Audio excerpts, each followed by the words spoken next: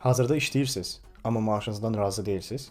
Bu normal bir haldır. Hər insan inkişafa doğru gedir və maaşdan razı olmamaq normal bir şeydir. Əvvəlcədən sizin harada, nə ilə məşğul olduğunuzu analiz edin və baxın görün indiki vəziyyətiniz nədir.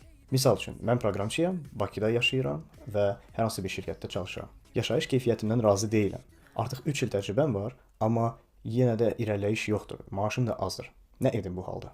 İnsanlar çox halda emosiyalar ilə qərar verir. O deməkdir ki, müdiriniz sizə hansısa bir zamanda qərar verib ki, bu qədər maaş verəcək və o deməkdir ki, bundan sonra artım yalnız siz əməlli başlı dəyişsəniz olacaq. O deməkdir ki, siz bundan sonra hər hansı bir addım etməsəniz, yuxarı qalxmayacaqsınız. Və bu, yəni işə götürən tərəfdən normal bir haldır. Əgər maaş artımını istəyirsinizsə, müdiriyyətə özünü göstərməlisiniz. O deməkdir ki, siz elə bir emosiya yaratmalısınız ki, bundan sonra sizi itirməkdən qorxsunlar.